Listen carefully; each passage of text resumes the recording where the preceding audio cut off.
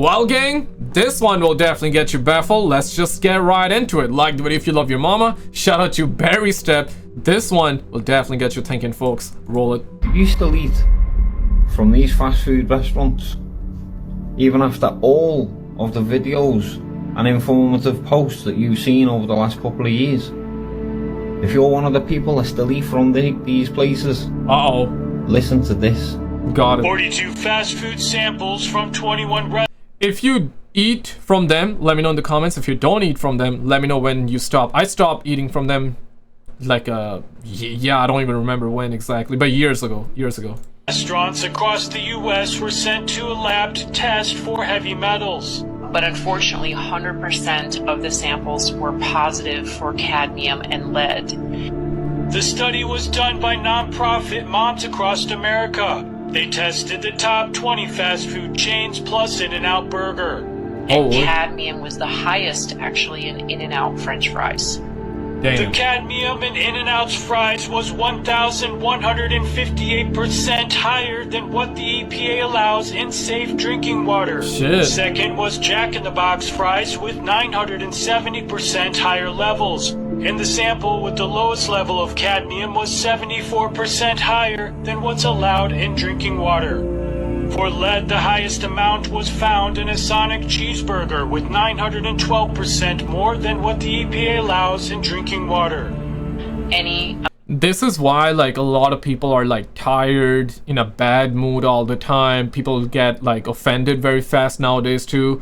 Infertility, obesity. No disrespect to anybody that is obese, but I'm just trying to point out that there's just a lot of reasons to all of this, and I guess we're finding out, right? Like, yeah, so eventually when people start, if all of us start calling this out, eventually it's gonna stop, right? But of course you need to call it out. Then it's gonna be like, hey, they're gonna have like meetings, and it's gonna take some time. I'm talking about Congress meetings and this and that, and you need like a good politician to be able to stop this too, right? Because yes, I can talk about it, you can talk about it, we can all scream our lungs, we can scream from the top of our lungs, but if they don't want to change, they don't want to change. Like, nothing's gonna happen. But for sure you got to be optimistic about it. So amount of lead is not a good deal for the human brain, especially children, in the food supply.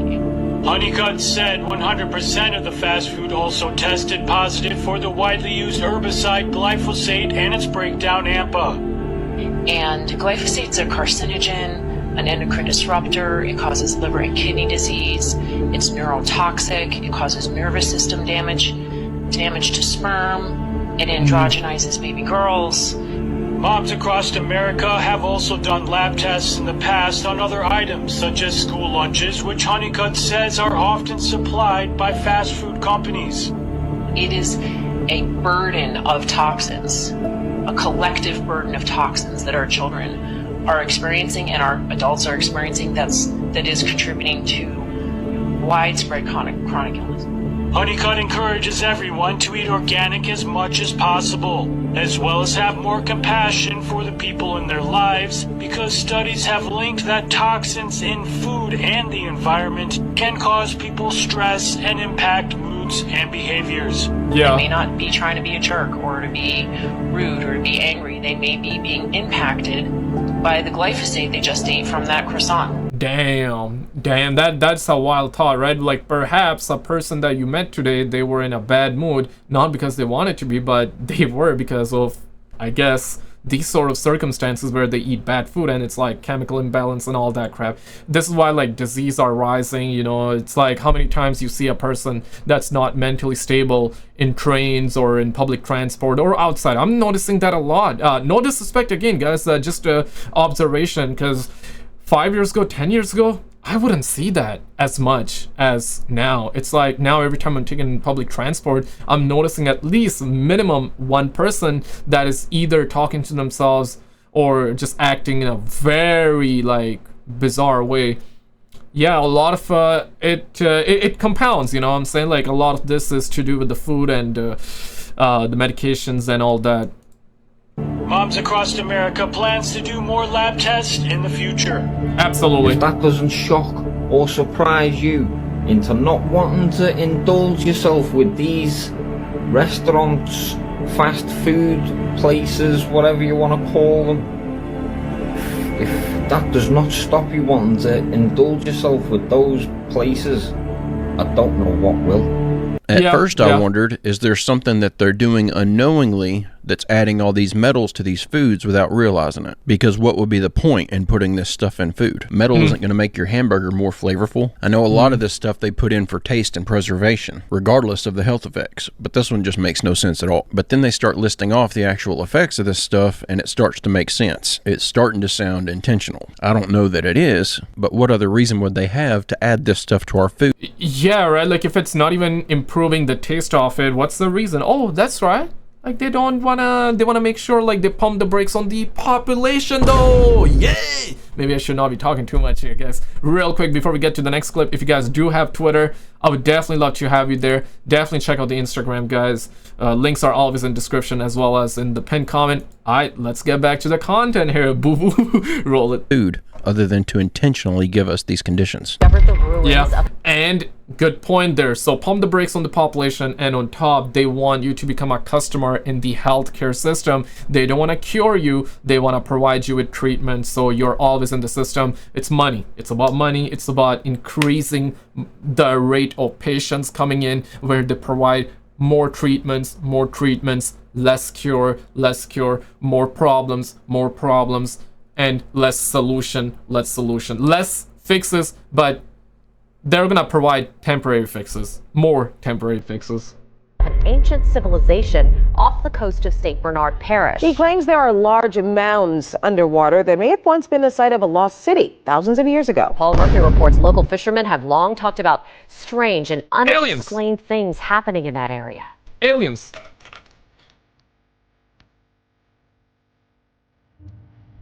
Okay, so the birds are itching themselves, okay? The Chandeleur Islands are a chain of uninhabited barrier islands located in the Gulf of Mexico, 50 miles east of New Orleans. But 12,000 years ago, before a dramatic sea level rise at the end of the last ice age, this area may have been dry land. 3 different search areas. Retired architect and amateur archaeologist George Gillet believes the site, now underwater, was once home to an ancient civilization. He dubbed the city Centus. What's down there is hundreds of buildings that are covered with sand and silt and that are geographically related to the Great Pyramid of Giza. Giza is a city in northern Egypt where ancient pyramids and the Sphinx are located. Gillet claims to have found mysterious mounds of granite under Chandeleur Sound. Granite is not native to Louisiana or Mississippi. Somebody floated billion stones down the Mississippi River and then assembled them outside of what would later become New Orleans. That's just absolutely fascinating. This is, I think, the first time that I've ever heard anyone in the mainstream talk about even the possibility that there were people here before the Native Americans. Now, if they supposedly floated granite all the way down the Mississippi River, all the way to the Gulf, then they were clearly collecting it from deeper within the United States, meaning, at the very least, it was highly likely that the entire continent was at least partially populated. Otherwise, they wouldn't have known where to find the granite. In 1993, the FAA started warning pilots to stay away from a certain section of airspace over Alaska. The U.S. government was experimenting with a new breed of high-altitude electronic technology that was significantly altering the Alaskan airspace. The experiments continue to this day, and critics are warning that this It happened this year, or last year, I believe it was last year, where they shot down UFOs in Alaska too. Oh shit! Yeah, U.S. and Canada border. And Alaska. We heard that, right? You heard that story, right? First they were like, they shot down a Chinese satellite, Chinese balloon, crap like that. But then they said that they shot down a UFO. They shot down a UFO. They showed us the wreckage of that Chinese satellite, Chinese balloon. But when they said they shot down a UFO, they did not show us the wreckage. Was that fake news? This is how they're gonna start disclosure? Or they really shot it down and they were like, okay, we're not gonna say much more than that. I don't know, man. But let's keep on. Let's continue. Project could have global effects that will destroy our planet. It is a $100 million Air Force project known as HAARP, and critics of the soon-to-be completed facility charge it just may turn out to be the ultimate doomsday machine. It's got all the marks of Dr. Strangelove on it. HAARP is an acronym for High Frequency Active Auroral Research Program. According to program manager John Hesher, HAARP is a research facility designed to study the ionosphere. All the military have communications, surveillance, navigation systems whose paths either traverse the ionosphere or reflect from it. And so we need to be very careful about what we know about it and how we study it. What we're interested in is what is the effect of a large input of energy on the ionosphere. The ionosphere is the outermost layer of the Earth's atmosphere. It is part of an electromagnetic field that keeps out harmful solar and cosmic radiation. One visible effect of the sun's rays hitting the ionosphere is the aurora borealis, known as the northern lights. The ionosphere also plays a vital role in worldwide radio communication. The first transmission of radio waves across the ocean were quite a surprise when it was first done. People thought there'd be no chance to transmit signals across the ocean by wireless. And in fact, what the ionosphere does is act like a mirror. And so you transmit a signal and it bounces off the ionosphere and then it bounces off the Earth. When HAARP is fully operational, it will transmit extremely powerful blasts of high-frequency radio waves directly up into the atmosphere, superheating the electrons that make up the ionosphere. This will cause them to disperse, effectively punching a hole in the ionosphere. But after you turn the instrument off, this thing kind of moves around and it gets replenished. And within a few minutes, it's back to where you can't even detect that there's a hole anymore. The Air Force says that manipulating the ionosphere and studying the effect will allow... Space is fake! Space is fake! I'm joking. But a lot of people do believe that space is fake, right? Listen, man, I've never been there, so I don't know, right? But, of course, I believe in space, right? But space is fake! Space is fake! Just for jokes, man. ...them to improve the efficiency of communications, navigation, and surveillance systems. But researchers outside the military see HAARP as a high-tech weapon with global implications. The way I see HAARP as it is right now, it is a premier, top-notch, high-energy radio physics experiment, and it has definite military applications. HAARP will stimulate the auroral electrojet to make an antenna thousands of miles long that will emit these ELF waves. Farmers' research indicates that the extremely low-frequency waves would be capable of penetrating several kilometers into the Earth, ferreting out nuclear storage facilities and other underground military installations.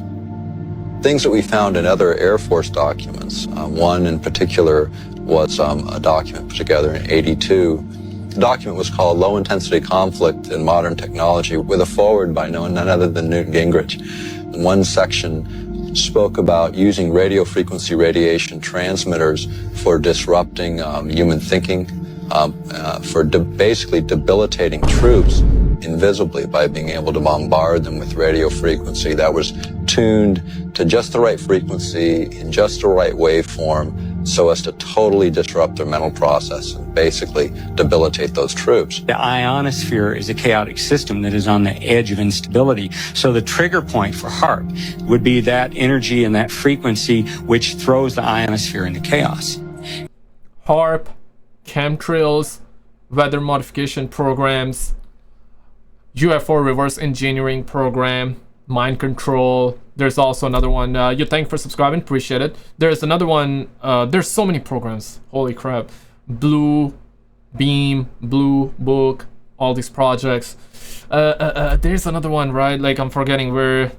It's like you're sitting here, but you can find out what's on the other side of the planet. It's like a very, it's a big mystery and it's a big conspiracy within CIA. Remote viewing, that's the name of it.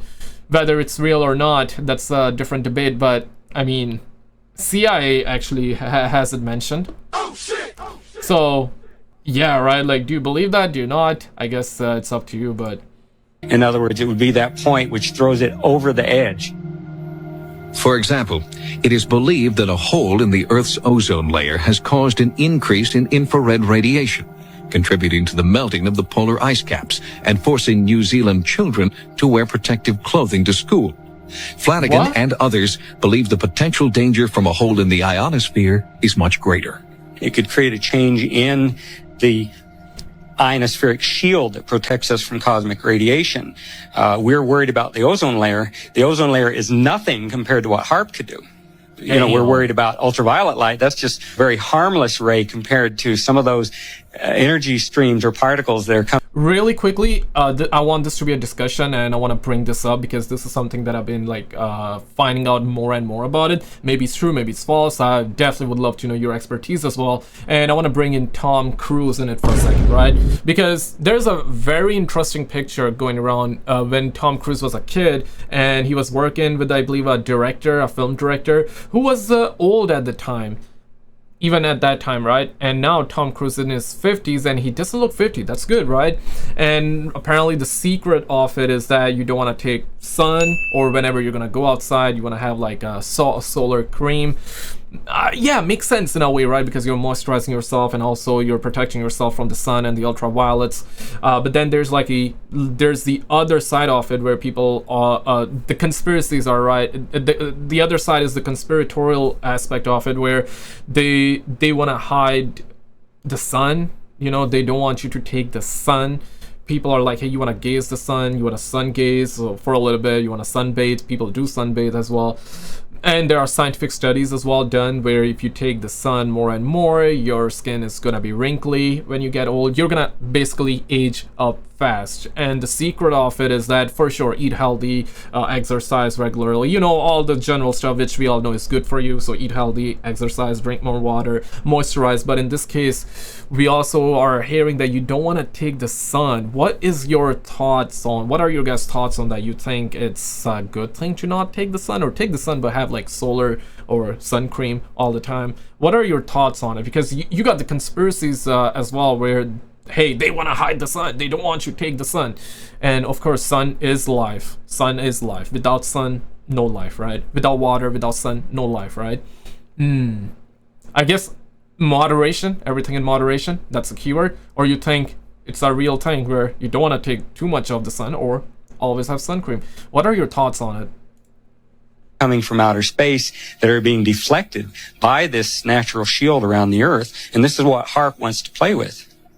When the program manager for HAARP says what we are interested in is a large input of energy on the ionosphere, I was honestly surprised to not hear him follow it up with and turn that into a weapon of mass destruction. It's funny how they put this stuff out and they just say, oh, we're just studying stuff, nothing to see here. Yeah, then they funnel ungodly amounts of money into these projects, keep all their findings secret, make everything classified. They require all employees to have top security clearance, and they think that nobody's going to see that and think something fishy's going on. Also, they're saying that the point of this thing is to improve GPS and communication. It's 2024. I can use GPS. Psych! Say psych right now. GPS to find my missing iPhone within 5 feet of its location. I think we've got all that stuff figured out. It's time for them to give us a more believable lie. In 1993, a filmmaker visited an untouched area of a forest in Papua New Guinea that was home to a primitive tribe. The tribe had never had any contact with the outside world, making this the first time they'd ever seen a modern person. Although this was extremely dangerous for the filmmaker, he decided to show them a mirror for the first time to see what they would do. And this was their reactions. Dutier tries to win over the natives with a mirror. Yo. They're seeing the mirror for the first time? Is that what's happening there? No. What an incredible moment to see. How did you expect that? Holy crap. It's like one of those things, right? Whoever was the first person on the planet that saw death or saw another person dying, what would have ran through their mind at that time, right? And who was the first person to see themselves? I guess first you saw your reflection in the water. So you're saying that these people did not see? I guess makes sense, right? Because they are in the forest here. Also, North Sentinel Island. You must have heard it. If not, it's an island that is near India. So India owns that place. But we as a society, like the entire planet here, we have left those people there. There are people in North Sentinel Island, whenever you approach them, they fire spear at you, they would kill you, they try to make contact with them, and it was only successful once where they, I believe, I heard the story where they took, and it's a real story, you know, it's a real island, you can look it up. So somebody went there and they try to give them gifts, as in like fruits and different kind of stuff, and they only accepted that once, but throughout the history they always attacked. So it is highly advised, and of course it's illegal to enter there as well, because you can die. They will kill you literally. So us humans, they are also humans, but like us, I guess society has left them be, and to them this would be alien technology, just like I guess these people are also finding this to be alien too. Them to react. Let me know in the comments. I just wanted you all to see this. There is a video on YouTube that this was pulled from that is just the footage of this encounter. And if I'm remembering correctly, it's like 45 minutes long. It's one of the most out-of-time videos I've ever seen. They spend several days with this tribe and even start to decipher some of their language. It's absolutely fascinating footage. I've watched it all the way through twice. It's that good. I highly suggest everyone go check it out. I put a link to the first part of the video in this video's description. Is this the training? Wow. What is that? The aluminum? Yeah. Because this is nuts. Like, when you see this, you're just going to be like, breaking, it's going to break science. If you're a scientist and you understand anything about temperatures and melting points, what we're about to show you is going to change, in my opinion, the whole direction of this entire investigation, from what I'm being led to believe, and it just makes logical sense, right? Yeah, it's almost like there's an incinerator nearby and they just dropped the car off. Right, so I'm going to turn the camera on what we're walking up on right now. I don't like this effect though, but I want you to notice there's a vehicle that's been here since the beginning. It wasn't dropped off here, obviously. Look at the chair's not melted. You can see here it's sitting in the middle. This is the highest the burn got. Right here. It did not cross the highway. If you look over here, this is the bypass. You can see none of that grass is burned over there. So start to draw some logical conclusions. Because if you look at this vehicle, and I want you to notice the burn, the amount of grass that you can see that burned and the char marks. This car is basically completely surrounded by gravel. What's that? You can see a small little, small little flames right here when this grass burned. Yet when you turn and look right in this direction, besides seeing Dylan, my technical cameraman, you can see this car. This is a tire that is gone. These are the braids of steel inside the tire. Look at this particular rim. Is it safe to say these are aluminum? Look at the windshield. What's that? Are these aluminum? Yeah, that's cast aluminum wheels. Cast aluminum wheel, you can see it melted. And the windshield on the inside? Look at the windshield. That is a windshield right there that is completely melted. Damn. We have some jumper cables in the back of the vehicle, or we have some cast aluminum here that's pulverized. It's just dust. How is that possible for a grass fire that did not come from this direction? Because you can see there's nothing that's been burned over here. Yeah. What could cause that type of destruction when you have a grass fire on this side that obviously didn't connect? But even if it was a grass fire, and it's still only half burned. I mean, yeah, you can see there's even some grass over here that's still standing. It's not even been burned. So even down below, directly below this, you can see some wood fence posts that were burned. But you can see all that grass is still good. So how do you get this car this hot? In the comments section, I need to hear from you guys. Guys, check out this video on the screen, because we apparently had this alien footage that we covered in the last video. And we had another clip in it, which is definitely going to get you baffled. We also had the Canadian Prime Minister, Defense Prime Minister, that talk about the different alien kinds. I made a dedicated video on that. And this is the clip that you're going to find in this video. Check it out, and I'll see you right there.